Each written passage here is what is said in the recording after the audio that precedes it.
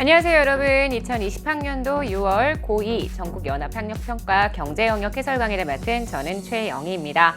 자, 여러분 경제시험에 대한 총평은 제가 이미 촬영을 다 진행했으니까 그 총평을 잘 참고해 주시면 되고요. 제가 총평에서 얘기했던 것처럼 이번에 전범위가 나왔던 게 아니라 1단원과 2단원 이렇게 두 가지의 단원 중심으로 나왔다라는 거. 그러니까 여러분 지금 이 문제들은 여러분들이 약간 중간고사 같은 거 보는 느낌으로 활용을 해주시면서 실력을 점검하셨으면 좋지 않았을까라는 생각이 듭니다. 일단 1번 문제부터 차근차근 들어가 보도록 하겠습니다. 자, 1번 문제입니다. 1번 문제는요, 희소성과 희귀성에 대한 거죠. 경제의 가장 처음 단원, 1단원의 핵심적인 주제 중에 하나고요. 희소성이라고 이야기하면은 보통 우리가 상대적이란 표현 되게 많이 쓰잖아. 상대적인 희소성. 인간이 가지고 있는 욕구에 비해서 그걸 충족시킬 수 있는 자원의 양이 부족한 현상.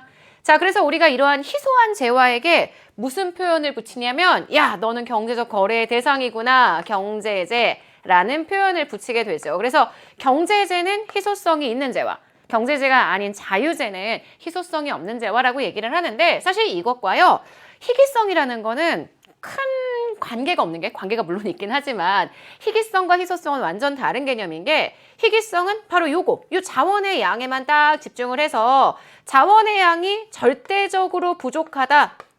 이럴 때 쓰는 표현.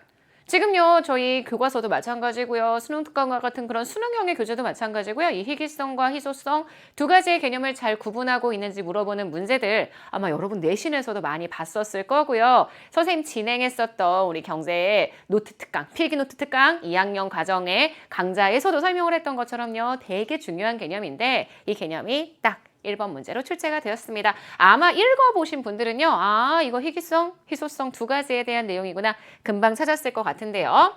자, 읽어볼게요. A와 B에 대한 설명으로 옳은 것은 A와 B는 유사한 듯 하지만 서로 다른 개념이래요. A는 존재량이 인간의 욕구나 필요에 비해 그러니까 존재량이 바로 상대적으로 적은 상태. 오케이. 자, A라고 얘기하면 그렇다라면 요거는 희소성을 설명하는 개념이 될 거고요. B는 존재량이 절대적으로 적은 상태, 인간의 욕구나 필요와는 전혀 상관없는 거예요. 절대적으로 존재량이 적은 상태, 그러면 이거는 결국 희귀하다, 희귀성이라고 표현을 하죠. 자, 일반적으로요, 희귀성을 갖는 재화라고 하더라도요, 반드시 희소성을 갖는 재화는 아닌 게요. 제가 노트 특강에서도 또 저희 수능 특강 교재에서도 나오지만 여러분, 자, 인간이 가지고 있는 굉장히 많은 자원들이 있어요. 그 자원들 중에 일부가 희소해요. 희소성을 가지고 있다라면 그런 것들은 우리가 경제재라고 이야기하죠. 이 경제재 중에 진짜 일부는요. 희귀하지만 경제재인 것들이 있어요. 하지만 희귀성을 가지고 있다고 해서 걔네들이 모두 다 희소성을 가지고 있는 것은 아니라는 거. 그래서요. 우리가 경제재인지 여부를 확인하기 위해선 이것만 희소성만 찾아보시면 되고요. 실제 희귀하지 않은 희소한 경제재가 훨씬 많죠. 선생님 지금 예를 들고 있는, 지금 쓰고 있는 분필.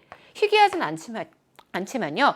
분명히 희소한 재화에 해당하기 때문에 여기 들어갈 거고. 그리고요. 만약에 굉장히 희귀해. 게다가 희소해. 다이아몬드. 하지만요. 만약에 굉장히 희귀한 멸종위기의 어떤 생물들이지만 그게 경제적인 대가를 주고 거래하는 재화가 아니라고 이야기한다면 그런 것들은 희귀하긴 하지만 희소한 재화라고는 설명하지 않는다라는 거. 그래서 둘의 관계를 잘 정리를 해주시고요. 교과서에서도 여러분 보시는 굉장히 많은 노트들에서도 요거 설명할 수 있는 개념이니까 체크하고 넘어가도록 합시다. 1번부터 가볼게요. A는 희귀성이고요. B는 희소성. 틀렸죠. A는 희소성이고요. B는 희귀성이기 때문에 틀린 선지가 되고요. 만약에 희소성만 갖는 재화예요. 바로 여기. 희귀하진 않지만 희소한 이런 재화를 이야기하는 거잖아. 이런 재화는요. 경제적인 대가를 줘야지만 거래할 수 있는 재화. 여기 있는 이 모든 재화가 다 경제적인 대가가 필요한 재화이기 때문에요. 무상재, 자유재라고 표현하지 않고요. 만약에 B만 가지고 있어요. 자, 그러면 경제재인지 여부는 확인할 수가 없겠죠. 일반적으로 희귀성이 크다고 해서 희소성이 큰지는 잘 모르는 게 아무리 희귀한 재화라고 하더라도 인간의 욕구가 그에 따라가 주지 않는다라고 한다면 그 재화가 희소한 재화라고 단정 지을 수 없기 때문에 X. 자, 기본적인 경제 문제 what? 무엇을, how, 어떻게, whom, 누구에게. 이건 다 바로 희소성으로 인해서 발생하는 문제들이기 때문에요. 정답이 되는 건 5번. 사실 그렇게 어려운 문제는 아니었어요. 근데 워낙 희귀성과 희소성 말로 강조하고 있으니까 그거 잘 정리해보고자 선생님 조금 자세하게 설명한 문제라고 생각해 주시면 됩니다. 자, 1번의 정답은 그래서 5번이고요. 아주 어려운 문제는 아니었지만 굉장히 중요한 주제를 다루고 있는 문제라는 거 기억해 주시면 됩니다. 자, 저희는 2번 문제로 들어가 보도록 하겠습니다. 자, 2번 문제 마찬가지로요. 지금 했었던 내용들의 연결이 돼요. 아까 쌤이 얘기했잖아. 우리 희소성이라는 것 때문에요. 경제에는 기본적인 문제가 발생하죠. 무엇을, what의 문제, 그 다음 얼마나, how의 문제, 그 다음 누구를 위해, 그죠? for whom이라는 세 가지 종류의 기본적인 경제 문제가 발생을 하는데요. 이 기본적인 경제 문제를 해결하는 방식이 만약에 효율성, 자본주의, 시장의 가격을 통해서 문제를 해결한다? 그러면 우리가 이것을 시장경제체제, 시장경제체제는 생산수단을 사적으로 소유해야만 하기 때문에요. 자본주의 경제체제랑 함께 진행이 되게 되고요. 만약에 이러한 문제를 국가의 계획을 통해서 해결을 한다. 그러면 이거를 우리가 계획경제체제라고 설명을 하게 되죠. 그래서 계획경제체제라고 얘기한다면 생산수단을 다 공유 혹은 국유해야 하기 때문에 사회주의 경제체제라고 표현을 해주게 됩니다. 자, 그래서 시장 가격에 의한 시장 경제체제, 국가의 계획에 의한 계획 경제체제, 이렇게 두 가지의 경제체제가 구분된다는 거 우리 아까 봤던 1번 문제 바로 뒤에 연결되는 주제라고 설명을 해줄 수가 있고요. 그에 대한 내용을 설명하는 문제입니다. 가볼게요.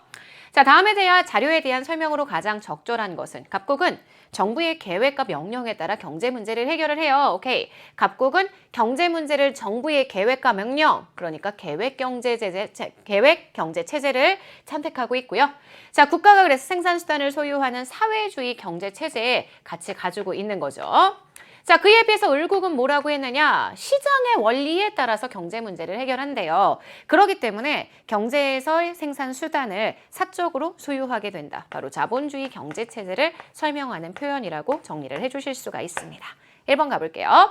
전통과 관습에 의해서 경제 문제를 해결하는 건 지금처럼 사회주의나 또는 우리가 얘기하는 자본주의 경제체제 이전에요. 전통적인 경제체제, 경제 문제 해결에 대한 제도적인 방식을 아주 크게 고민하지 않았던 시기에 경제 문제 해결하는 방식이었기 때문에 1번은 갑과 을 그 누구에게도 해당하지 않는 특징이 되고요. 2번이에요.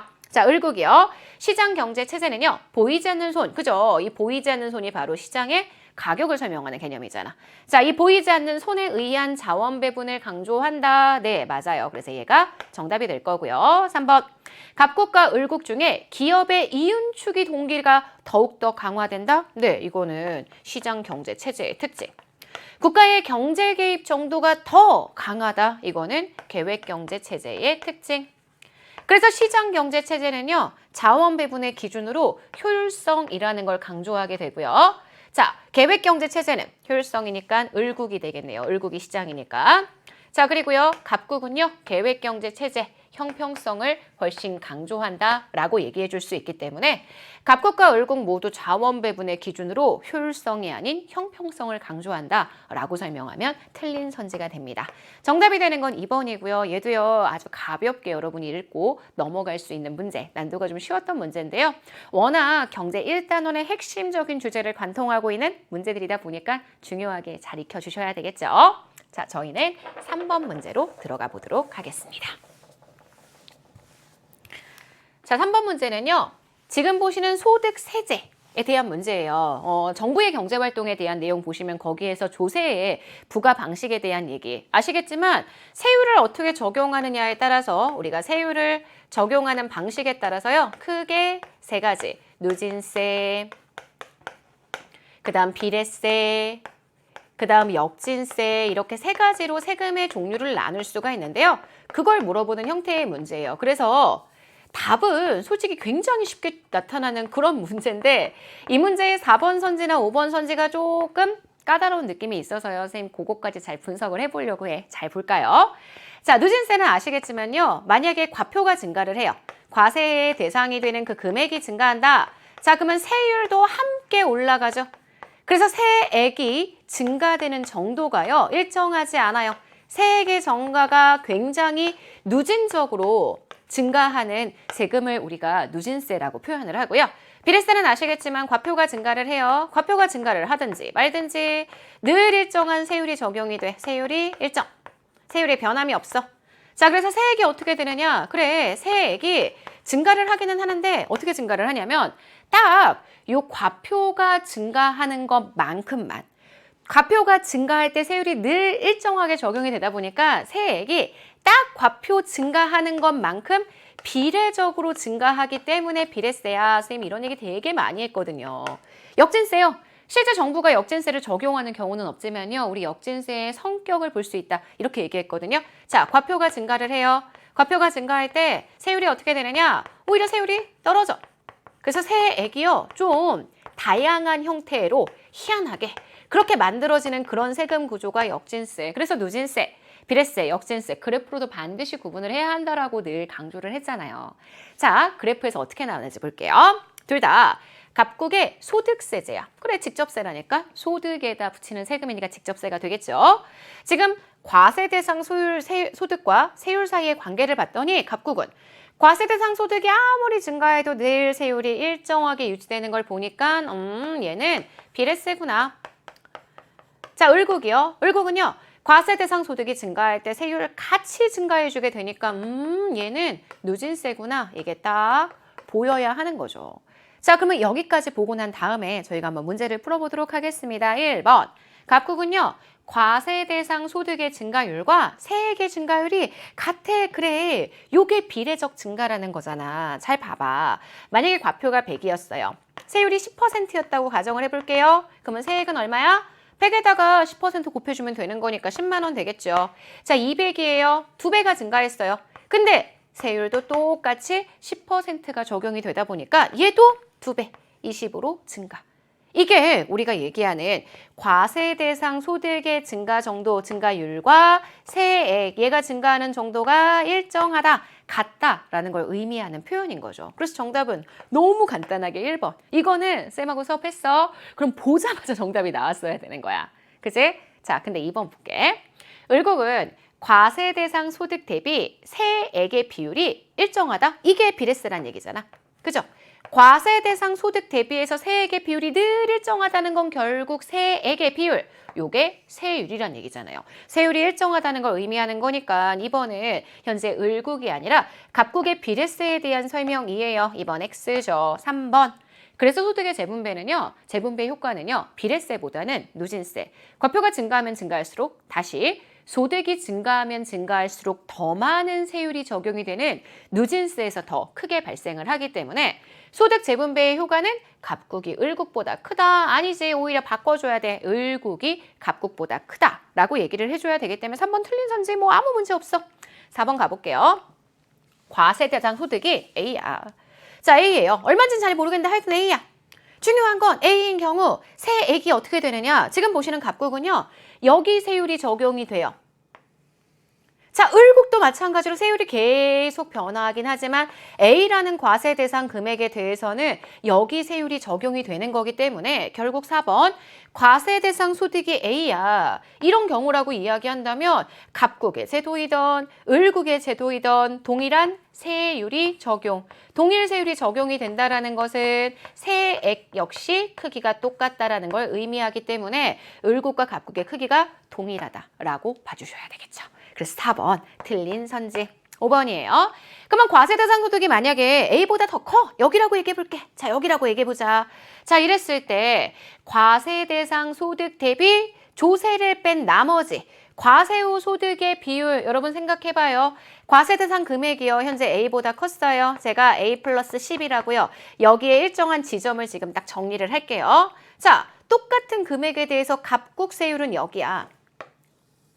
근데 을국세율은 어떻게 되냐면 지금 을국세율은 똑같은 세금에 대해서 여기. 그러면 세액은 누가 더 클 거냐면요. 을국이 훨씬 클 거예요. 세액, 세금의 액수를 비교하게 되면은요. 갑국과 을국 중에 그래 세율이 더 크게 적용이 되는 을국의 세액이 훨씬 더 크다라고 이야기를 해줄 수가 있죠. 그러면 이 세액을 뺐어.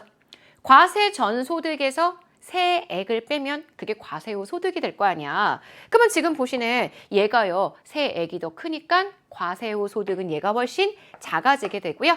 상대적으로 얘가요. 값이요. 더 커지게 되는 것을 확인하실 수 있으니까요. 과세 대상 소득 대비해서 과세후 소득의 비율은 당연히 을국이 갑국보다 작다. 그만큼 세금을 많이 띄었다라고 설명을 해줄 수가 있기 때문에 5번은 X가 됩니다. 정답 1번은 너무 쉽게 갈 수 있는 문제예요. 여러분들이 조금만 이 세율, 세액 구조만 정확하게 파악했으면 쉽게 파악할 수 있는 문제인데 이 문제의 백미는요. 4번 선지와 5번 선지. 이런 게 보통 수능에서 나중에 보게 되는 자료 분석 유형의 문제의 선지들입니다. 여러분이 이런 거에 조금 흥미를 느꼈어.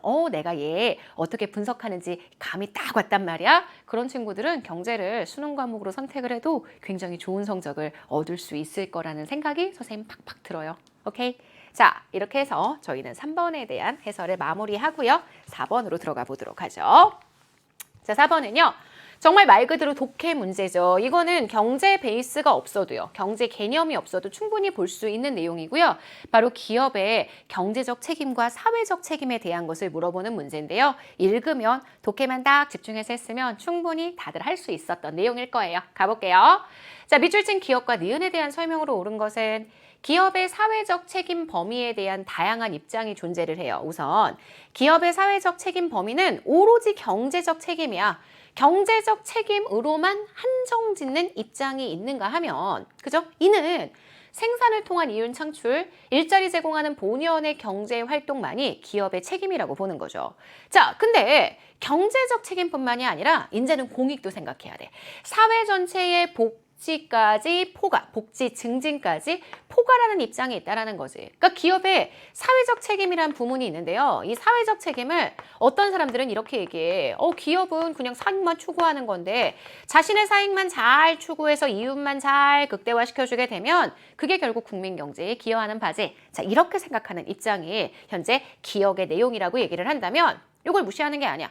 사적인 이익도 분명히 중요해야 하지만 기업이 정말 사회 전체의 복지 증진까지 신경을 써줘야 돼. 결국 사익을 포함한 공적인 부분까지 같이 챙겨줘야지만 이게 현재 기업의 사회적 책임이라고 주장하는 게 바로 니은의 개념. 그러니까 니은의 개념이요. 기업의 개념보다 훨씬 더 확장되는 큰 개념이라는 점을 여러분들이 읽고 가시면 문제 굉장히 쉽게 푸실 수 있어요. 즉, 도덕적 기업의 경영, 사회공헌 사업 등을 통한 윤리적 책임까지 사회적 책임의 범위를 확장하는 것. 그런 맥락으로 따지자면 1번, 기부, 봉사활동, 기업 이윤을 기업만 가지고 있는 게 아니라 사회에 환원해. 이거는 니은이 강조하는 내용이라고 볼 수 있을 거고, 신기술 개발, 혁신을 통한 기업의 성장, 이거는 기업이 요걸 추구하는 거란 말이야. 니은이 기업을 부정적으로 보는 게 아니거든. 니은은요, 기업을 포함한 개념.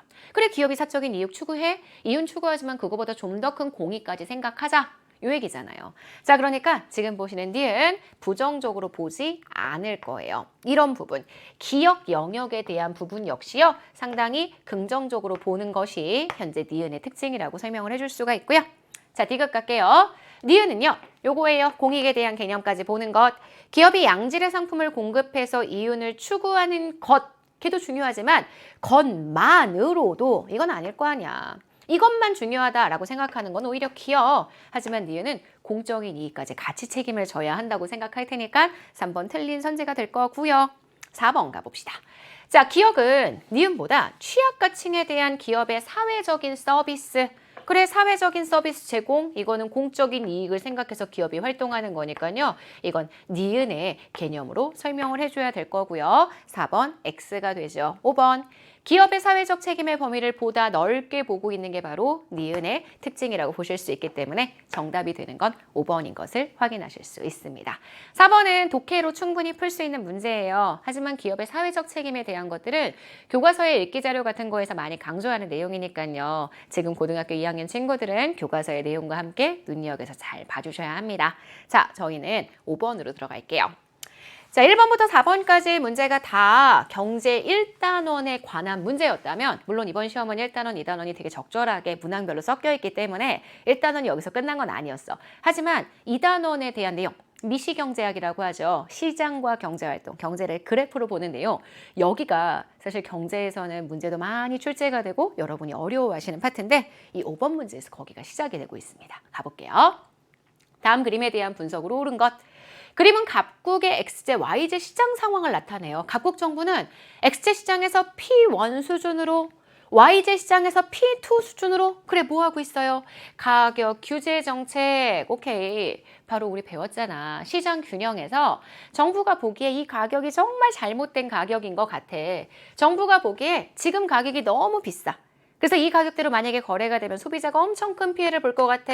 소비자를 보호하기 위한 목적으로요. 균형보다 낮게, 균형 가격보다 조금 낮게. 자, 그렇게 해서 소비자를 보호하기 위한 목적으로 균형 가격보다 낮게 부작용으로 초과 수요라는 현상이 발생을 해. 이걸 우리가 뭐라고 했죠? 그래요. 이게 바로 최고 가격제. 가격의 상한선을 정해가지고요. 그 상한선 이상으로는 절대 올라가지 못하게 해주는 것. 그러니까 균형보다 만약에 낮게 설정이 되어 있다라고 얘기하면 그건 최고 가격제라는 것 확실하게 파악해 주셔야 돼요. X제 시장에서 지금 그러한 상황이 발생을 했죠. 여기가 시장의 균형인데요. 지금 보시는 여기에 최고 가격을 설정한 상황이라고 보실 수 있고요. 자, Y제 시장 갈게. Y제 시장이요. 생산자를 보호하고 싶어요. 생산자 보호하기 위해서 현재 시장의 가격보다 무조건 높게 균형보다 좀 높게 가격을 설정을 해서요. 어떻게 해주는 거야? 그래, 시장에서요. 공급자를 보호해주고 싶어하는 그러한 가격 정책들 펼칠 수 있죠. 그래서 부작용이 초과 공급이 발생해. 이게 뭐가 돼? 그래요, 이게 바로 최저가격제. 그래서 여러분 지금 보시는 가가 최고 가격제잖아요. X제 시장에서 발생하는 게 최고 가격제잖아요. Y제 시장 지금 균형보다 어떻게 됐어? 높게 설정했지. 공급자 보호하기 위한 목적일 거란 말이야. 그러면 이거는 최저가격제. 최고가격제, 최저가격제는 지금 비단 이 5번 문제만 나온 게 아니에요. 뒤에 문제에서도 계속 강조하고 있는 걸 보니까요. 최근에 교육과정이 그리고 저희 이번 시험이요. 강조하는 주제 중에 하나라는 거 여러분 충분히 캐치할 수 있었을 거란 말이지. 자, 가볼게요. 1번. P1은요, 최고가격제. P2는 최저가격제를 설정한 거예요. X가 되고요. 정책을 실시했어요. X제 시장은 어떻게 되느냐? 자, 정부가 가격을 여기로 설정을 딱 해버렸어요. 자, 가격이 낮아서 소비자들은 여기까지 물건을 사고 싶어 해요. 하지만 생산자들은 여기까지만 물건을 팔고 싶어 하기 때문에 시장 거래는 어디에서 뚝 끊기냐면 시장 거래는 여기에서. 아무리 여기까지 물건을 사고 싶어 해도요. 지금 시장에 나와 있는 공급량이 이거밖에 없다라고 얘기한다면 시장의 거래가 더 이상 발생하지는 않을 거 아니에요. 그래서 X제 시장의 거래량이 증가했다. 틀린 선지죠. 오히려 거래량은 지금 여기에서요. 여기로 줄어든 것을 확인하실 수 있기 때문에 X가 되고요. 정책 실시 이후 그러면 X제 시장의 생산자잉여? 과거의 생산자잉여 어디였어? 가격과 공급 곡선 사이의 면적이었으니까 선생님 지금 이렇게 체크하는 노란색 영역만큼이 생산자의 잉여였는데요. 지금 생산자 잉여는 요 가격에 대해서 공급자 여기 요것만큼만 공급을 시키게 되니까 이렇게 지금 분홍색 영역으로 줄어든 것을 확인하실 수 있죠. 그래서 정책을 실시한 이후 X제 시장에서 생산자 잉여는 현재 감소. 3번은 X가 될 거고요. 자, 4번 가겠습니다. 자, 그러면 이번엔 Y제 시장은 어떻게 되는지 볼까요? 정책을 실시했어요. 정부가 가격을 여기로 통제해버렸어요. 자, 이 가격이라고 한다면 공급자들은 그래, 여기까지 공급을 시키려고 하지만요. 수요자들이 정작 물건을 여기까지밖에 안 사기 때문에요. 요만큼의 뭐가 발생을 하느냐? 초과 공급이라는 상황이 발생을 하기 때문에 초과 수요 틀린 선지가 되겠지. 정책을 실시한 다음에 Y제 시장의 총잉여. 과거에는요. 이만큼의 소비자 잉여. 그죠? 자, 이만큼의 생산자 잉여가 발생을 했단 말이죠. 자, 근데 정책을 실시했어. 그래서 가격의 통제를 딱 실시하니까 어떻게 되느냐? 공급자들이 여기까지 공급을 시키고 싶어도요. 실제 수요자들이 물건을 여기까지밖에 안 사기 때문에 시장의 수요비자 잉여는 여기로 줄어요. 생산자 잉여는 지금 이만큼 발생. 하지만 어느 쪽에도 붙지 않는 사회적 후생의 손실이라는 파트가 여러분 지금 보시는 연두색 파트만큼 발생을 하기 때문에 YJ 시장의 총 잉여는 감소하게 된다라고 설명해 줄 수 있겠네요. 정답은 그래서 5번이고요. 저희 지금 이 가격 통제 정책은 뒤에 문제에서도 한 번 더 반복이 되거든요. 거기서 조금 더 자세한 내용들 가지고 설명을 해보도록 하겠습니다. 자, 5번은 그래프만 잘 알았으면 충분히 풀 수 있는 문제였는데 이 그래프를 잘하는 게 참 어렵더라고요. 그래서 선생님 생각에는 난이도가 한 중 정도, 처음 보는 친구들에게는 조금 어려운 느낌이 아니었을까라는 생각이 들지만 수능 문제보다는 훨씬 쉽게 출제가 된 그런 영역이라는 걸 기억해 주시면 됩니다. 6번 가보도록 할게요. 자, 6번 문제도 경제 2단원, 시장과 경제활동에 관련된 문제입니다. 지금 보시는 이 6번 문제는요, 시장에서 시장 전체의 수요량이 어떻게 도출되는지를 물어보는 형태의 문제인데요. 어떻게 보는지만 알면 충분히 풀 수 있는 문제. 근데 그 어떻게 보는지를 아는 게 사실 조금 까다롭게 느껴질 수 있는 문제였던 것 같습니다. 가볼게요. 다음 자료에 대한 설명으로 옳지 않은 것은 그림은 X에 대한 값과 을의 상호 독립적인 개별 수요, 값과 을의 각각의 수요를 나타낸다는 거예요. X시장의 수요자가 값하고 을밖에 없어요. X제는요, 사적인 재화래요. 사적 재화라고 얘기한다면 배제성도 있고 경합성도 있고 각각 따로따로 소비할 수 있는 재화. 자, 그러면 여러분 지금 보세요. 지금 값의 수요 곡선 나와 있고요. 을의 수요 곡선 나와 있죠. 각 가격대에서 수요량이 얼마인지가 하나하나 체크되어서 나와 있습니다. 물론 문제에 1,000원, 3,000원, 5,000원만 있지만요. 2,000원일 때 이만큼, 3,000원일 때 이만큼, 4,000원일 때 이만큼 수요한다는 걸 우리가 값의 수요 곡선을 통해서 확인할 수가 있고요. 을, 마찬가지로요. 을은 3,000원이 최대 지불 의사이긴 하지만 각각 1,000원일 때, 그 다음 2,000원일 때, 3,000원일 때의 수요량이 나와 있는 것을 보실 수가 있겠죠. 자, 그러면 가격이 1,000원이야. 가격이 1,000원이라면은요. 값은 몇 개 수요하느냐? 그래, 값은 수요량 그대로 읽어주면 되죠? 가격이 1,000원이라고 한다면 값의 수요량은 20개. 가격이 1,000원이라고 얘기한다면 을의 수요량은 얼마냐? 을의 수요량 역시 얼마가 돼요? 지금 이렇게 나와 있는 걸 보니까 오케이, 20개. 그래서 값과 을 둘 다 수요량을 합하게 되면은요 40인 것을 확인할 수가 있기 때문에 1번은 일단 맞는 선지가 될 거고요. 2번. 그러면 가격이 2,000원이 됐다. 가격 2,000원이면 얘는 일단 10개. 그죠? 값은 지금 을은 무조건 10개. 값은 어떻게 되느냐? 값은요, 2,000원이라고 얘기하면 정확하게 얼마인지는 모르겠지만 요 사이, 10개와 20개 사이에 있기 때문에 우리 정확하게 모르지만 일단 얘가 더 큰 것을 분명히 확인할 수 있거든요. 그래서 값의 수요량은요, 아마도 을의 수요량보다 더 많을 거예요. 맞는 선지. 가격 4,000원 가볼게요. 가격 4,000원일 때 시장에서 값은 이만큼 수요를 하는데요. 얼마인지는 모르겠어. 을은 시장에서 수요를 안 한단 말이야. 자, 그러면 시장의 유일한 수요자가 누구밖에 없는 거야? 값밖에 없는 거지. 결국 값의 수요량 이퀄 시장 전체의 수요량이 될 거기 때문에요. 값의 수요량과 시장 전체의 수요량은 동일하다가 맞는 선지가 되는 거니까요. 지금 보시는 요 3번 선지는 틀린 선지. 정답은 옳지 않는 거니까 3번 골라주시면 될 것 같습니다. 저희 4번 들어가도록 할게요.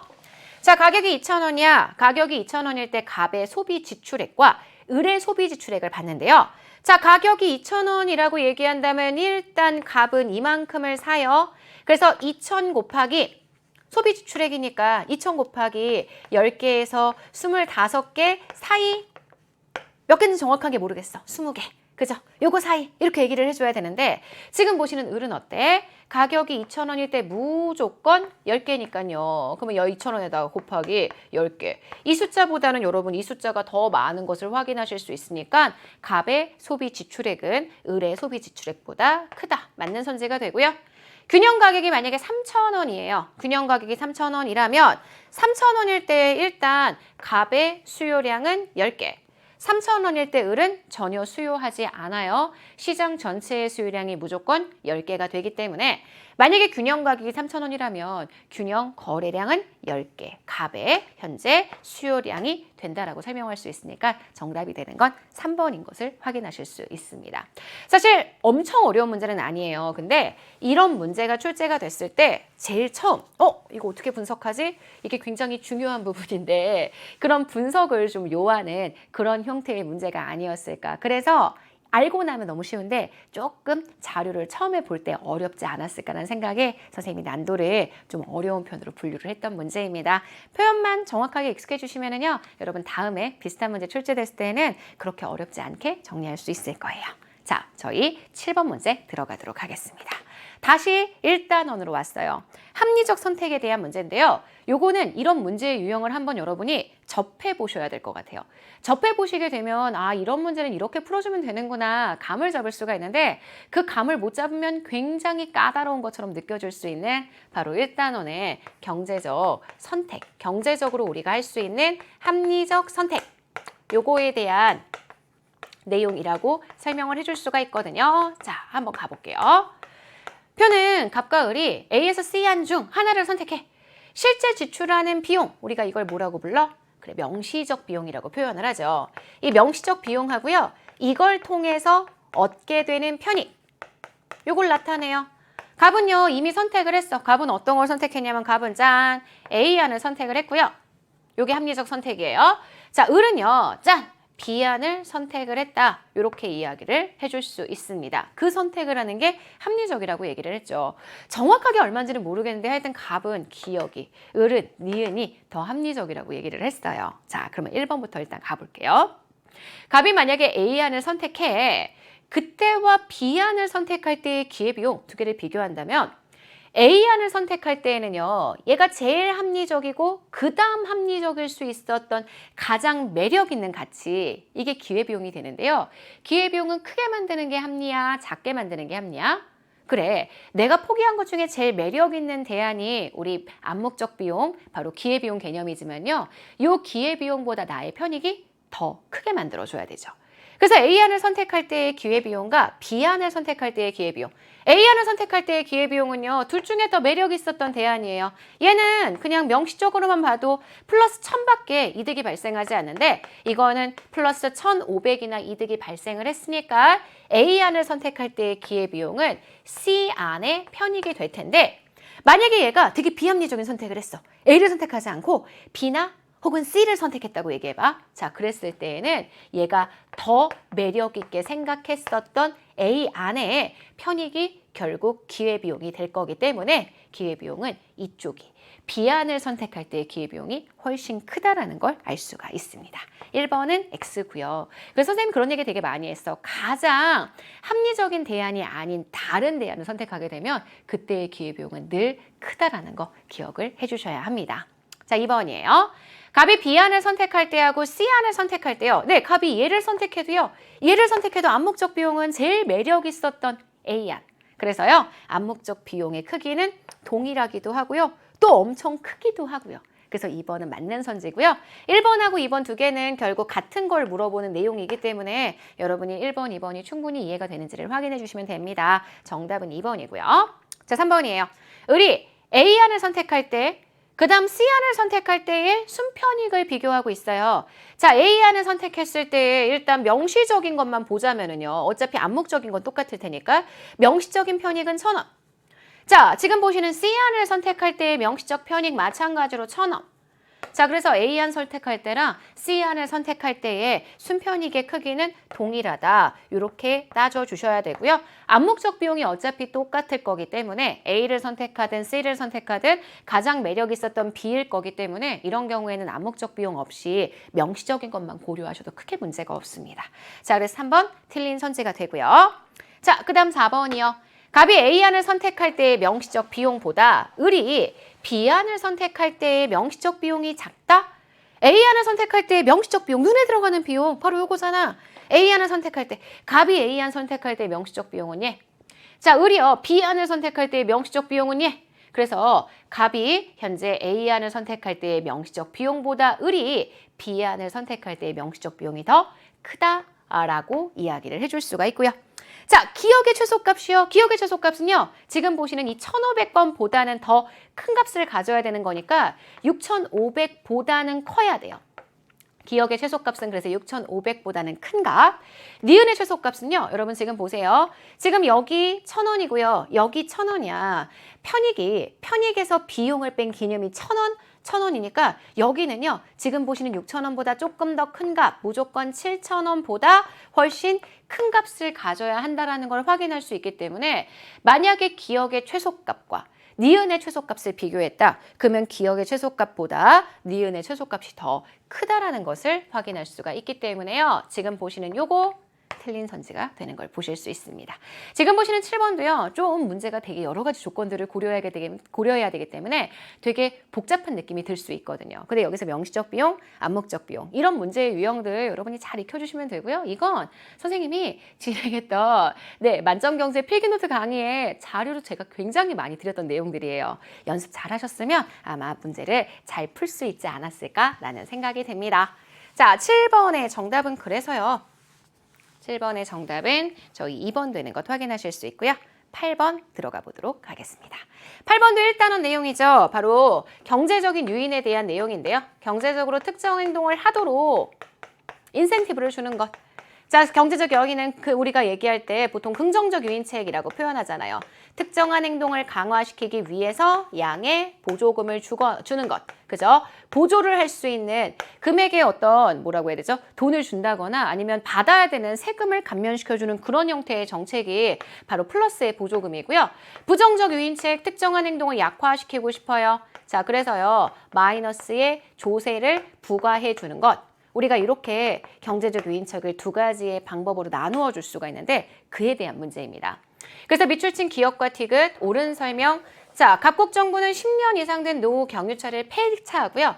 경유차를 제외한 새 차를 구매할 때 개별 소비세 10% 감면. 그래, 세금을 걷겠다는 게 아니라 개별 소비세를 10% 감면해야 돼요. 그래서 결국은 사람들이요. 돈을 덜 내게 만들어주는 긍정적인 유인책을 사용하는 거거든요. 뭘 위해서? 지금 경유차를 제외한 다른 차, 결국 경유차를 구매하지 않도록 해주기 위해서 세금을 감면하는 조치를 취해주는 거니까요. 이건 일종의 경유차 이외의 다른 차를 사는 사람들에 대한 긍정적 유인책을 제공하는 것이다 라고 얘기를 해줄 수가 있고요. 자, 외국 정부는요. 어린이 통학 차량의 운행이 끝낸 뒤 어린이가 모두 내렸는지 확인할 수 있는 하차 확인 안전장치 설치를 하지 않았을 때 과태료를 부과한대. 그러면 이거는 이러한 설치를 안 하는 행동을 막기 위해서 과태료를 부과하는 거라고 얘기할 수 있으니까 과태료의 부과, 부정적 유인책을 활용해서요. 하차 확인 안전장치의 설치를 지금 하도록 만들어주는 거죠. 자, 그래서 기억이에요. 요거는요, 경유차의 소비를 억제하려고 하는 경제적 유인책이라고 이야기를 해줄 수가 있을 거고요. 자, 그 다음 니은이야. 니은의 비용이 요 장치를 설치하기 위한 비용이 과태료보다 커.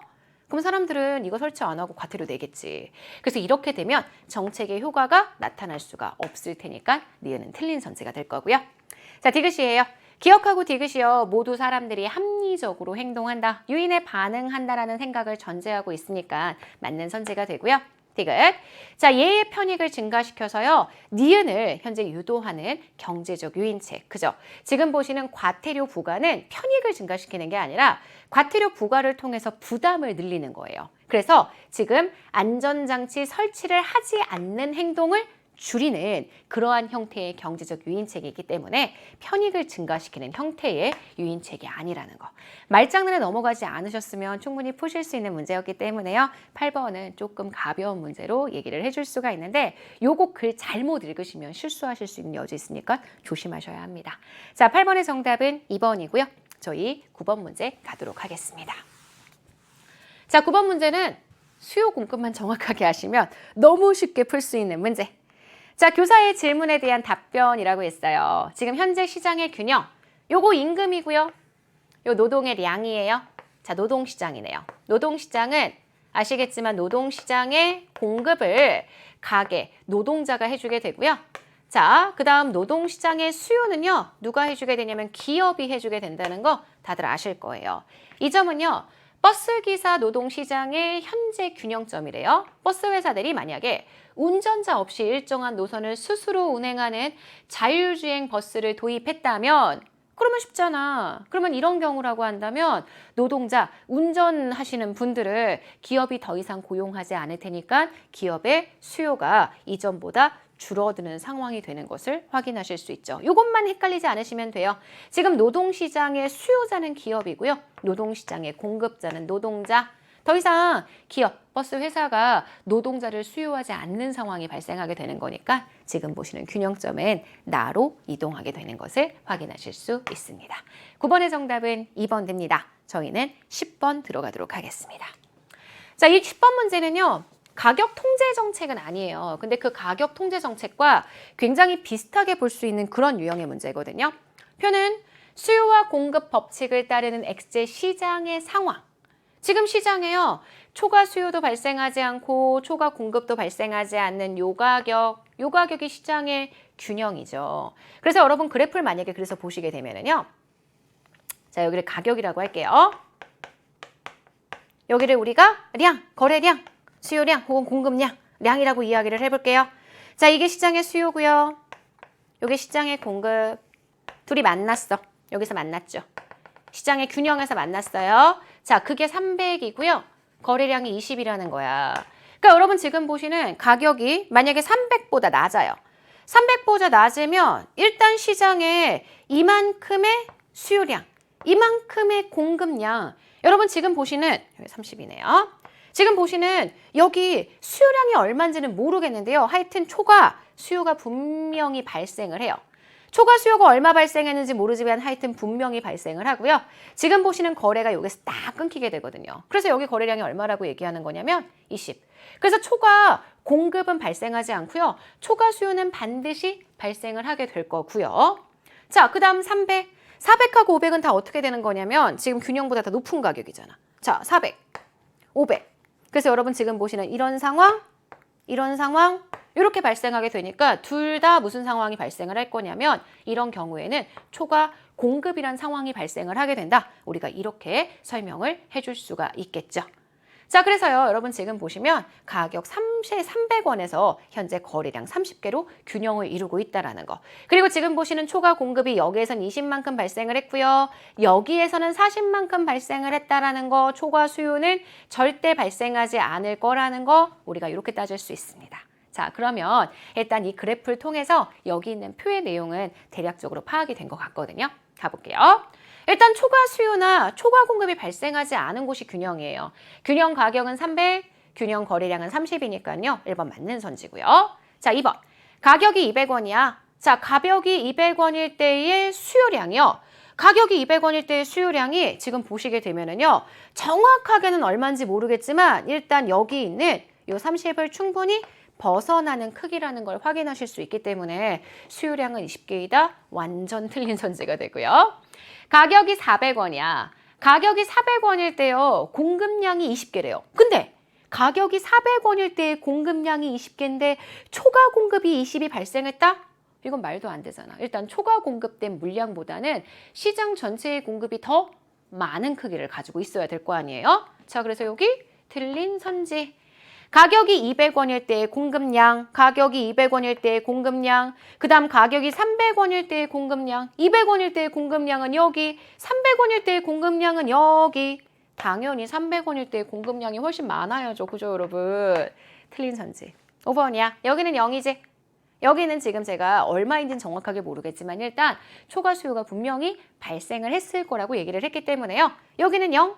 여기는 플러스 얼마, 정확한 값은 모르지만 어쨌든 양수의 값을 가져. 자, 그러면 얘하고 얘를 더하게 되면은요.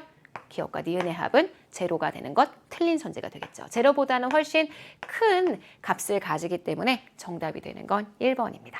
자, 여러분 지금 보시는 이 문제도요. 시장의 수요 공급 원리 정확하게 익혀주시면 충분히 풀 수 있었던 문제들이고요. 지금 이 문제뿐만 아니라 여러분이 보시는 11번, 12번, 13번, 14번 다 같은 종류의 원리를 통해서 문제가 출제가 되어 있거든요. 영역이 한정적이다 보니까 문제의 주제가 비슷하게 겹치는 게 굉장히 많아요. 바로 11번 가볼까? 자, 그림은 X제의 수요량 또는 수요의 변동. 자, 나처럼 움직이려면 시장의 수요의 감소, 라처럼 움직이려면 시장의 수요의 증가. 가처럼 움직이려면은요, 여기서는요, 시장에, 여기가 공급 곡선이겠죠? 공급이 현재 감소해서 가격이 상승해야지만 가처럼 움직이는 거고요. 자, 여기 다처럼 움직이려면 공급이 증가를 해서 가격이 하락해서 량이 증가하는 형태로 움직여야 한다. 이거는 선생님하고 시장의 수요량 변동할 때 되게 많이 얘기했던 거야. 수요가 변하려면 수요 욕구 자체가 변화해야 되고요. 수요량이 변화하려면 가격이 변화를 해서요. 이 가격 변화가 공급의 변화로 인해서 발생해야 한다는 얘기들을 제가 수업 시간에 진짜 많이 했거든요. 자, 1번이에요. 만약에 XJ의 가격이 그냥 단순하게 올라갔다. 다른 거 없이 XJ의 가격 상승만 나타났다? 그러면 곡선 위에 점의 이동 1번 맞고요. XJ의 생산비가 상승하게 되면 공급이 줄어요. 공급이 줄면 어디로 이동하느냐? 가로 이동을 하게 되죠. 자, 만약에 XJ의 대체재인 YJ의 가격이 비싸졌어. YJ가 비싸니까 더 이상 YJ를 안 살 거란 말이야. 그러면 사람들은 XJ를 예전보다 훨씬 많이 구매를 하겠죠. XJ의 구매가 늘어나게 되면은요, 수요가 증가하는 거니까 오케이, 라처럼 움직이게 되겠네요. 틀린 선제가 될 거고요. 자, 4번이에요. XJ의 보완재가 비싸졌어. 보완재 비싸지면 보완재를 안 사. 그러면 지금 이제와도 안 사. 수요가 감소하는 요인. 수요가 감소하게 되니까요. 수요 감소는 나로 이동하는 요인이 되기 때문에 4번은 X가 되고요. 5번, X재가 정상재야 소득이 늘어났을 때 수요가 같이 증가하는 재화를 우리가 정상재라고 얘기하죠. 자, 정상재인 경우 소비자들의 소득이 감소했어요. 수요 감소요. 여러분, 수요 감소하게 되면 어디로 움직여요? 자, 수요 감소. 바로 나로 움직이기 때문에 라의 요인이 아니라 나의 요인이 된다. 정답이 되는 건 현재 그래서 1번인 것 간단하게 확인하실 수 있죠. 여기는 수요 공급만 정확하게 알고 계시면 그 원리만 정확하게 파악하실 수 있으면 충분히 여러분들이 시간 내에 풀어줄 수 있는 문제가 아니었을까라는 생각이 듭니다. 12번 가보도록 하겠습니다. 외부 효과에 대한 문제예요. 외부 효과는 일단 처음엔 암기. 내용을 정확하게 이해한 다음에 편익의 개념 암기, 비용의 개념 암기. 그러고 난 다음 문제의 그래프의 형태를 꼭 봐주셔야 하는 그런 유형으로 접근을 해주셔야 합니다. 가와 나에 대한 옳은 설명이요. 야구장에 사는 주민들은요. 야구 관람객들이 너무 즐거워. 그 응원 소리로 인해서 고통을 느껴요. 자, 그러면 이거는 외부 불경제 형태가 될 거고요. 외부 불경제, 특히 이거는 야구 경기를 소비할 때 느껴지는 거죠. 나 개인의 편익 있어. 사적인 즐거움, 사적인 편익. 나로 인해서 느끼게 되는 사회 전체의 즐거움이 있어. 나는 즐거운데 사회는 덜 즐겁잖아. 그래서 나의 편익보다 사회적 편익이 너무 적어. 좀 적게 소비했으면 좋겠는데 시장에서 안 그래. 사회적인 최적보다 과다해서 소비하게 되는 그런 문제가 발생을 하게 되고요. 드라마 뭐뭐뭐 무렵, 그죠? 뭐뭐뭐 무렵. 이게 흥행하면서 촬영지의 숙박시설과 식당 매출이 크게 증가를 했다면 이거는 이 드라마가 주변 지역에 끼치고 있는 외부 경제. 요거는 생산하는 개념으로 봐야 하니까요. 내가 들인 비용보다 이 드라마를 제작하는 제작사의 비용보다 사회 전체가 감당하는 비용이 훨씬 적어요. 그죠? 나 혼자 되게 큰 비용을 부담하지만 이득을 못 냈어. 그래서 지금보다 과다하게 생산을 해줘야 되는데 그만큼 되지 않기 때문에 너무 과소하게 생산이 이루어지기 때문에 문제이다. 이렇게 설명할 수가 있겠죠. 자, 그럼 가볼게요. 가는 외부 불경제. 가는 편익을 비교했을 때요. 사회적 편익이 사적인 편익보다 훨씬 죄송해요. 사회적 편익보다 사적인 편익이 훨씬 더 크기 때문에요. 지금 보시는 요거 틀린 선지가 되는 것 확인하실 수 있습니다. 3번이요. 사회적 비용을 비교해요. 사회적 비용과 사적 비용. 지금 여기 있는 부등호 그대로 가져가자면 이렇게 되죠. 사회적 비용이 사적인 비용보다 작을 거고요. 얘는 사회적 최적 거래량보다 시장 균형 거래량이 많은 게 아니라 너무 부족해서 문제이기 때문에 과소돼서 문제이기 때문에 4번 틀린 선지가 될 거고요. 둘 다 자원이 비효율적으로 배분된 사례에 해당하기 때문에 정답이 되는 건 5번인 것 확인하실 수 있습니다. 외부 효과 개념만 정확하게 알았다라면 충분히 풀 수 있는 문제였을 거고요. 저희는 13번 문제로 넘어가도록 하겠습니다. 이건 저희가 앞에 11번 문제에서 연습했던 것들이 그대로 들어가면 됩니다. 다음 자료에 대한 설명으로 옳은 것은 그림은 AJ의 가격 변화로 XJ, YJ 시장 변화를 설명하고 있는데 AJ가 XJ의 원자재야. 지금 원자재가 어떻게 됐어?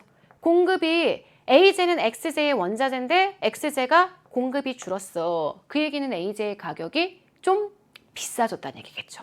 AJ의 가격이 상승해서 생산 비용이 인상이 되니까 지금처럼 XJ의 공급이 줄어들게 하는 상황. 그래서 시장의 균형이 여기에서 여기로 움직였어. 가격은 상승하게 되고요. 거래량은요, 줄어들게 되고요. 자, XJ하고 YJ가 연관제래요. 얘가요, 어쨌든 가격이 올라가서 안 팔렸단 말이야. 자, 그랬더니 지금 보시는 YJ 역시 같이 안 팔린 거지. YJ의 수요가 감소하고 있는 거 보여요? 자, 그러면은 결국 이재화 때문에 이재화도 안 사는 셈이 되는 거니까요. 두 재화의 관계는 서로가 보완하는 형태의 재화라는 것을 확인하실 수 있겠네요. 이것도 제가 조금 어려운 문제로 분류를 했는데 여러분 왜 어렵냐면 이게 대체재, 보완재, 시장의 생산 비용 이런 요인들을 좀 정확하게 챙겨야 되기 때문에 조금 어려웠을 것 같아. 자, 1번부터 가볼게요. 기억은 하락이 아니라 상승이에요. 2번, XJ는요. 공급량이 감소한 게 아니라요. 공급 곡선 자체가 이동했어. 공급의 감소. 3번이야. XJ의 균형 거래량은요. 지금 이 지점에서 일로요. 감소했잖아. 3번 틀렸지? 자, 그 다음 4번 가볼까? YJ의 판매 수입이요. YJ 판매 수입은 여러분 여기였다? P 곱하기 Q 이렇게. 가격 여기에 량 여기. 자, 근데 어떻게 됐어? 여기에서 여기로 줄어들었으니까 YJ의 판매 수입은 감소. 자, 5번이야. XJ의 가격과 YJ의 수요는요. XJ의 가격, YJ의 수요, 얘하고 얘 사이의 관계에 지금 반비례 관계가 성립하는 거 딱 보이죠? 자, 그래서 13번 정답이 되는 건 현재 5번. 그래서 대체재, 보완재, 원자재 이런 시장의 수요 공급에 영향을 주는 요인들을 여러분이 잘 파악하셨다면 쉽게 정리할 수 있는 문제가 아니었을까라는 생각이 듭니다.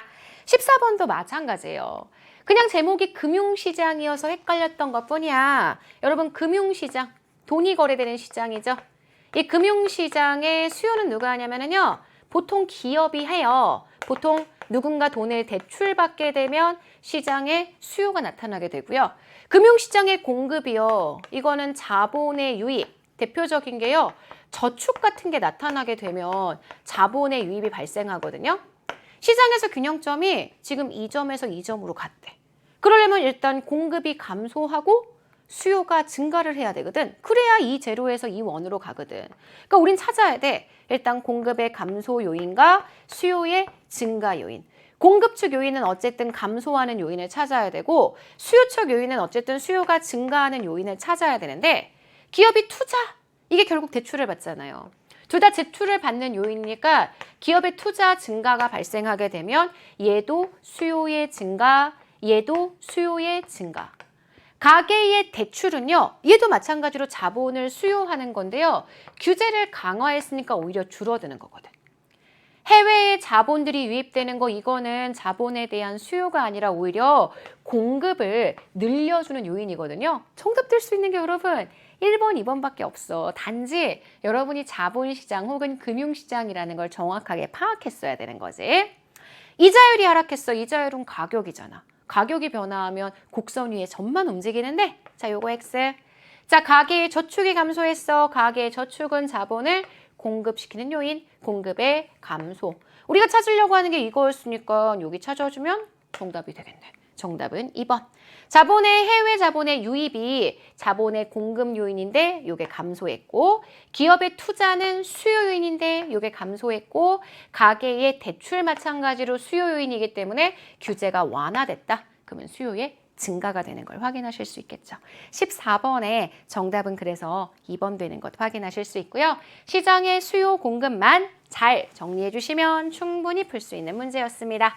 자, 15번 가도록 할게요. 15번은 시장 실패 문제죠. 바로 정보의 비대칭성에 관련된 문제입니다. 일단 선생님 다 읽었으니까 여러분이 잘 읽히는지 한번 볼게요. 시장 실패의 사례요. 보험시장에서 보험 가입자는 가입 이전에 비해서 사고 예방에 최선을 다하지 않아. 이에 따라 사고를 처리하는 비용이 너무 커져. 보험료가 과도하게 상승하는 현상. 뭐야? 이미 보험 가입을 한 다음에 우리가 도덕적 해이에 빠지는 거죠. 열심히 내가 교통신호를 지키려고 하지 않다 보니까 사고 예방에 최선을 다하지 않다 보니까 문제가 생기는 거고요. 중고차 시장에서 수요자는 중고차의 성능에 대해서 정확하게 알 수가 없대요. 이에 따라 수요자는 가격에 비해 낮은 품질의 중고차를 구매한다. 마찬가지로 정보가 비대칭적이기 때문에 잘못된 거래자와 거래할 수 있는 바로 역선택. 요거는 역선택이고요. 요건 도덕적 해이. 둘 다 완전 경쟁 시장에서는 발생하지 않는 문제입니다. 그래서 완전 경쟁 시장에서 발생한다는 1번은 틀린 선지가 되고요. 자, 2번이에요. 기억은 제한된 정보를 가진 정부의 시장 개입으로 인해서 발생한다? 이건 오히려 시장에 둘만 놔뒀을 때, 정부가 개입을 안 했을 때 발생하는 현상이고요. 3번, 시장 참가자들이 가진 정보의 양이 서로 달라서 정보의 비대칭성으로 인해서 발생하기 때문에 나타나는 현상. 정답은 3번이 되고요.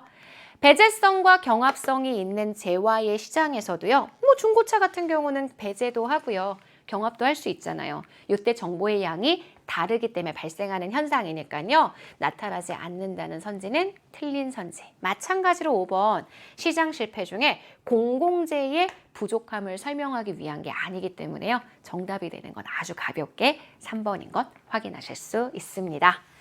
자, 여러분 정보의 비대칭성은 최근 교육과정에서 다시 대두되면서 강조했던 부분이기 때문에 여러분이 읽고 풀어줄 수 있는 정도만 정리해 주시면 아마 지금 저희 내신 시험에서도 또 나중에 여러분들이 선택 과목 선택하게 되면 수능에서도 되게 잘 풀 수 있는 그런 내용이 될 것 같아요.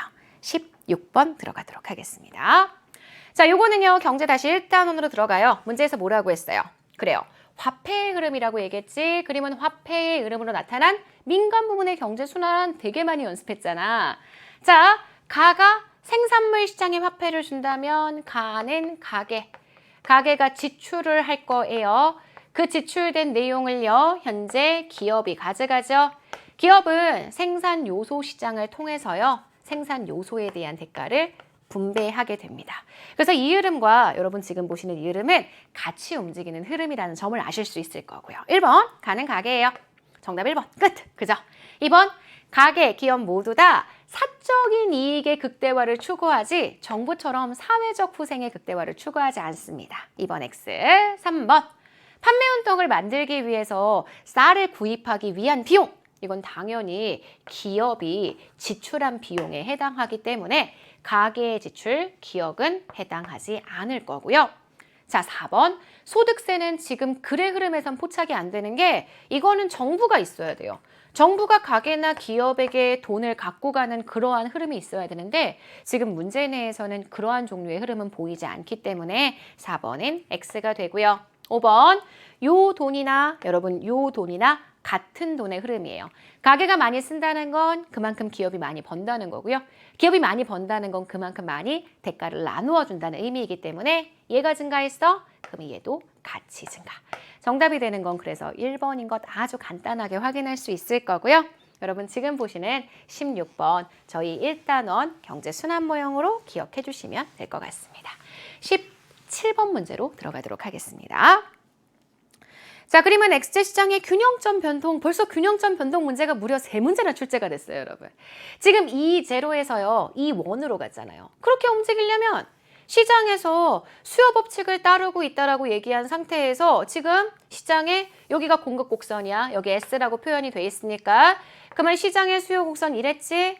시장의 수요 곡선 이럴 때 여러분 이렇게 움직여야 돼. 지금 이 제로에서 이 원으로 갈 수 있는 건 그래서 수요의 증가 상황밖에 되지 않습니다. 그러니까 수요의 증가 상황을 찾아줘야 되겠죠. 근데 소비세가 인상돼? 오히려 소비세 인상되면은 수요는 감소할 텐데 생산 기술의 발전 요거는 공급이 변화하는 요인이니까요. 현재 수요의 증가와는 상관이 없을 거고요. 자, 가요인 X제에 대한 선호도가 감소하면 수요가 감소할 텐데 가의 결과 균형 거래량은 지금 보시는 것처럼 여기에서 여러분 여기로 변화를 하기 때문에 균형 거래량은 변함이 없을 거고요. 여기 보세요. 지금 공급이 완전 비탄력적 수직이다 보니까 가격이 올라가는 것만큼 그대로 P 곱하기 Q, 판매 수입도요. 그대로 P 곱하기 Q, 판매 수입도 증가를 하는 것 확인하실 수 있기 때문에 결국 가격만 올라갔어. 거래량의 변화가 전혀 없단 말이야. 가격 상승률과 매출액 증가율은 동일하게 나타나게 될 것이다. 여러분 그래서요. 17번에 정답이 되는 건 현재 4번인 것을 확인하실 수 있습니다. 18번 가도록 할게요. 18번은 2단원 문제예요. 기업의 합리적 의사결정, 기업의 이윤 극대화 지점에 관련된 문제인데요. 이 문제는 말 그대로 그냥 분석을 해주셔야 되거든요. 근데 문제의 내용만 잘 분석을 해주면 되게 쉽게 풀 수 있는 문제거든. 갑은 일정한 토지에서 노동과 비료만을 투입해서 밀을 생산을 해요. 여기 지금 뭐가 나왔냐면 비료의 사용량이 나왔어요. 비료 가격이 각각 얼마래? 1kg에 1만 원이라고 했단 말이야. 게다가 지금 보시면 갑은 생산량에 관계없이 한 명의 노동자가 고용이 되니까 여기 임금을 포함시키면 요걸 가지고 우리가 생산 비용 알 수 있겠네요. 임금이 1만 원이에요. 그러니까 여기는 얼마가 들어가냐면 임금 1만 원까지 포함해서 다 해서 5만 원. 여기서는 6만 원, 여기서는 7만 원, 여기서는 8만 원, 여기서는 9만 원만큼의 생산 비용이 나타나는 것을 확인하실 수 있고요. 그 다음 밀을 마찬가지로 킬로그램당 만 원이라고 했으니까요. 20만 원, 30만 원, 35만 원, 40만 원, 35만 원. 이런 식으로 밀의 생산량에 따른 생산 금액이 나타나게 되는 것을 확인하실 수 있죠. 그래서 이유는 여러분 어떻게 구해주시면 되냐면요. 이 밀 생산량에다가 곱하기 만 원을 해서 구해진 그 금액에서요. 마이너스 5를 해주시면 되기 때문에 이윤이 각각 얼마씩 발생하냐면 여기는 15만 원, 여기는 24만 원, 그 다음에 여러분 28만 원 되고요. 32만 원 되고요. 그 다음 제일 마지막 여기가 26만 원. 그래서 이윤을 가장 극대화할 수 있는 지점 바로 여기예요. 밀의 생산량을 40개까지 늘려주는 것. 자, 그럼 1번부터 가볼게요. 비료의 사용량이 증가할 때 생산량이 함께 증가를 한다면 지금 여기에서 생산량이 줄어들면 안 될 거 아니야. 근데 생산량이 어떻게 됐어? 감소하잖아. 그래서 마지막 비료 사용량이 증가할수록 생산량이 증가한다. 틀린 선제가 되고요. 밀 생산량이 증가해요. 총수입이래. 총수입 여러분. 이윤이 아니지. 총수입은 같이 증가하겠죠. 각각 만 원씩이니까 20만 원, 30만 원, 35만 원, 40만 원 여기까지 증가했다가 지금 여기에서 살짝 총수입의 감소 나타나게 되는 걸 확인하실 수 있는데 여기는 고려하실 필요가 없는 게요. 일단 밀의 생산량이 증가할수록 그치? 생산량이 증가하면 당연히 총수입은 증가할 테니까 감소하지 않으니까요. 계속 만 원씩 곱해주게 되는 거니까 여러분 2번 틀린 선지가 되고요. 3번 밀의 생산량이 증가해요. 평균적인 수입이 일정하냐? 여러분 밀의 생산량이 증가할 때 평균적인 수입은 일정한 값을 가질 수밖에 없는 게 평균 수입은 계속 만 원. 그죠? 밀 개당 얼마인지 물어보는 거잖아. 개당 얼마라고 했어? 개당 지금 보시면 만 원이라고 얘기할 수 있으니까요. 고민하실 필요 없이 밀 생산량이 증가하면 평균 수입 그것과 별개로 일정하다 나오게 될 거고요. 자, 4번. 평균 비용을 물어봤어요. 여러분 평균 비용은 어떻게 구해? 평균 비용은요. 총 비용을 그죠? 총 비용을요. 뭘로 나누면? 생산량으로 나누면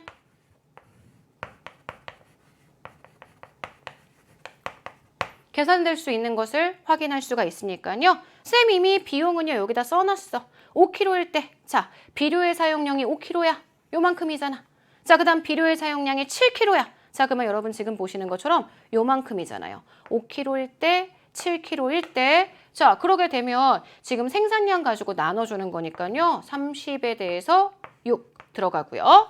그 다음 여기는 40에 대해서 8 들어가는 걸 확인하실 수 있으니까 평균 비용은 둘 다 똑같이 2,000원으로 일정하다라고 얘기를 해줄 수가 있을 거고요. 자, 이유는요. 쌤 이미 여기다 써놨어. 여기 28 이윤이었지. 자, 그 다음 비료 사용량 8kg, 26 이윤이기 때문에요. 이윤의 크기는 지금 동일하지 않다라는 걸 볼 수가 있습니다. 정답은 3번인데요. 이 문제가 조금 까다로운 느낌이 드는 게 자료에 대한 분석을 좀 하셔야 돼가지고 이 비료의 사용량이랑 평균 비용 갖다가 이윤 극대화 갖다가 요게 좀 헷갈려서 여러분들이 좀 힘들다는 느낌이 들 수 있는데 그것만 잘 꿰뚫으면 충분히 잘 풀 수 있는 문제가 아니었을까라는 생각이 들고요. 19번. 자, 다시 한번 나왔어요. 뭐에 대한 문제냐면요. 요거 지금 경제의 기본 문제. What, how, whom. 1번에서 봤었던 희소성에 대한 문제죠. 자, 어떤 자동차하고요. 무슨 프로야구단이라는 기업을 소유하는 갑은 두 가지 고민을 하고 있대요. 첫째, 자동차의 생산성 향상을 위해서 공장을 해외로 이전해야 할지 how에 대한 고민을 하고 있어요. 게다가 자, 프로야구단의 입장료 수입을 증가시키기 위해서 관중 서비스를 전담하는 직원 새로 채용해야 될까? 생산 요소의 투입에 대한 거니까 이것도 마찬가지로 how에 대한 부분이라고 설명을 해줄 수가 있습니다. 둘 다 효율성의 극대화를 위해서 현재 생산성 향상 혹은 입장료 수입 증가라고 하는 효율성의 극대화를 위한 방안을 고민하고 있는 거고요. 기억, 재정 활동은 정부가 하는 활동이죠. 얘는 현재 기업이니까요. 기업의 이윤 극대화를 위한 경제 활동을 고민하고 있을 거고요. 자, 기억이요. 생산 공장을 해외로 이전하게 되면은 국내 생산 요소의 수요는 이전보다 줄여지게 되겠죠. 우리 노동자들을 더 이상 고용하지 않을 거기 때문에 니은 맞는 선지. 디귿이에요. 니은의 증가분이 입주업료 수입의 증가분이 디귿의 보수보다 크다면 당연히 직원을 새롭게 채용하는 게 훨씬 합리적인 선택이 될 거고요. 리을. 두 가지 고민 모두요. how에 대한 거예요. 어떻게 생산할 것인가를 결정하는 경제 문제이기 때문에 니은, 리을 4번이 정답이 되는 것 확인하실 수 있습니다. 자, 마지막 20번 문제예요. 제가 아까 얘기했죠. 이번에 시장의 균형, 그 다음 최고 가격, 최저 가격 이런 거 보는 문제를 되게 많이 했다. 단지 이게 지금 표로 출제가 됐다는 게 좀 특이한 거야. 표는 각국의 노동시장 상황이에요. 각국의 모든 기업은 노동만을 투입해서 생산활동을 진행해요. 그래서 시장의 균형이 여기였을 거야. 그래프로 그리자면 시간당 임금 현재 여러분 지금 보시는 8,000원에서요. 여기가 임금이고요. 여기가 노동의 량이라고 이야기한다면 지금 보시는 여기 8,000원에서요. 거래량 50개로 노동의 공급과 수요가 일치하고 있습니다. 근데 정부가 최저임금제를 시행한대요. 최저임금제는 반드시 균형보다 높게 해줘야 돼요. 그러니까 이렇게 시행을 하든지 혹은 이렇게 시행을 하든지 그래야지만 정부가 공급자인 노동자를 보호한다는 목적을 달성할 수 있거든요. 자, 그러면 일단 1번부터 가볼게요. 기억은 가격의 신호등 기능을 활용했다. 가격의 신호등 기능을 제대로 하려면 정부가 개입하면 안 되거든. 그래서 정부의 개입을 현재 배제해야지만 맞는 선지가 되기 때문에 1번 정부가 최저임금제를 시행하는 것을 이렇게 설명할 수는 없고요. 시행 이전의 임금이 6,000원이에요. 6,000원일 때 실업이 발생을 한다라고 얘기를 했는데요. 만약에 임금이 6,000원이야. 그러면 지금 노동자를 이렇게 수요하려고 하는데 공급이 이거밖에 안 돼요. 그러면 기업이 현재 구인난에 시달리는 거라고 할 수 있으니까 이런 경우에는 실업이 발생한다라고 얘기할 수 없고요. 실업은 균형보다 높은 임금 수준에서 발생한다는 거 기억해 주시면 됩니다. 자, 기획을 시행하기 이전의 임금이 만약에 7,000원이에요. 만약에 이때 7,000원의 임금 수준이었단 말이에요. 자, 그러면은요, 기억의 시행 이전의 임금이 7,000원이다. 그러면 현재 수요량이 아무리 60개나 된다고 하더라도 공급량이 40개밖에 안 되기 때문에 지금 보시는 7,000 곱하기 40. 요만큼이 지금 고용 규모일 때의 임금 수준일 거라고 볼 수가 있는데 지금 보시는 것처럼 현재 임금 수준이 9,000원으로 올라갔다. 그러면 지금 공급량은 60이 되거든요. 근데 여러분 지금 보시는 수요량이 40. 그래서 지금 보시는 여기는 7,000원일 때 40명이 거래가 되고요.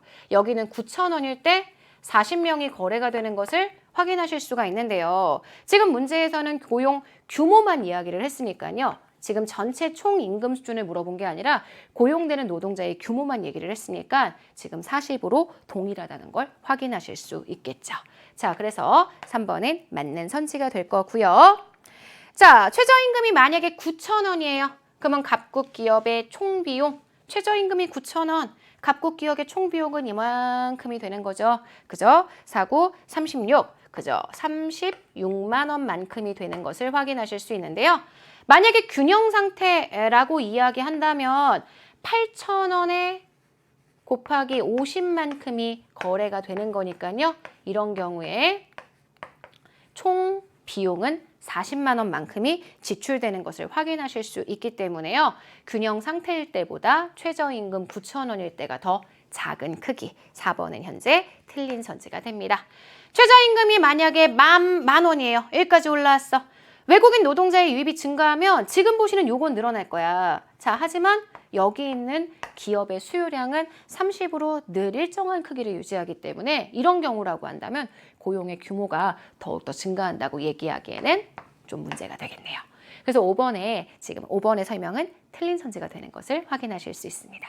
20번의 정답은 3번이고요. 그래서 지금 가격 통제 정책에 대한 문제가 무려 2문제, 여러 가지 시장의 통제까지 포함하게 된다면 3문제. 이번에 했었던 총평에 얘기했지만 문제들이요. 1, 2단원 위주로 출제가 됐다는 거, 1, 2단원 여태까지 열심히 공부하셨던 여러분들이 실력을 점검해 보기에 굉장히 좋은 문제가 아니었을까라는 생각이 듭니다. 자, 저희 해설은 이렇게 해서 마무리하도록 하고요. 총평 꼭 확인하셔서 여러분들 시험이 어땠는지 본인의 실력 잘 진단해 보셨으면 좋겠습니다. 저희 또 다음 강좌에서 만날게요. 여러분 안녕.